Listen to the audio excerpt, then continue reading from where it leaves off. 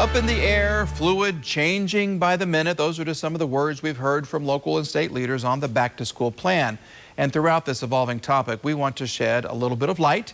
2works4U's Project Safe Schools Back-to-School Safely mission continues on its second night. Our Sierra Pizarro brings us the latest from the state and Green Country's largest school districts on their plans to keep students safe. The clock's ticking and the pressure's on. A lot of families are really pleading for more information. We hear a lot of vague, just broad, we're working on it, we're planning it. The worry is there's still no specific back-to-school plan at about 2 weeks before the start of the semester. There are so many moving parts to this and just so many unknowns. The number one question, how to keep students safe. Parents and students have two options to consider. Do I want to be back in person as soon as it's safe? Do I want the certainty of being 100% virtual for a semester or a year? The State Board of Education recommends Oklahoma school districts mask up and follow distancing guidelines. The state is also working to secure PPE for the districts. I don't think the process needs to be rushed. Angela Foster and Kelsey Royce are both Tulsa Public Schools parents, waiting for a definitive plan they feel comfortable with. So ideally, you'd both want to send your kids back in person. Absolutely. As soon as it's safe.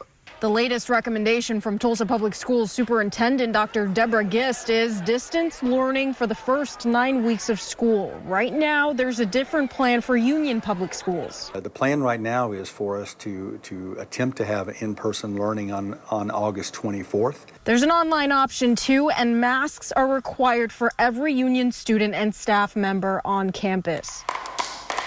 But how to distance all of them? Green Country's top 3 largest districts navigate for an answer. You're talking large schools. Even if you were to go with a hybrid schedule, even dividing the students up in 50%, you still have to worry about congregating and still trying to physically distance kids, and it's tough to do. We're supposed to be 6 feet apart. And then you picture that in a school, you start to realize, like cafeterias don't look the same.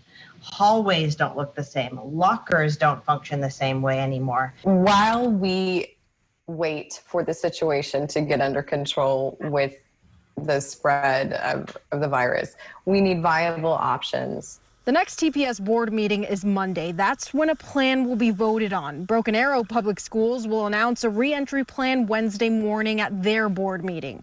Union Public Schools moves forward with the in-person plan by adding hygiene stations, disinfectant equipment, and ordering more PPE. As much as we want to try to control what we're doing, we know that the real thing that's going to control us is the pandemic itself and the disease. They keep a watchful eye on case counts and hope the coronavirus doesn't rage on into the 2020-2021 semester. That's the one thing that we can know, that no matter what, this is not going to be a typical school year. I'm Sierra Pizarro, 2works4U.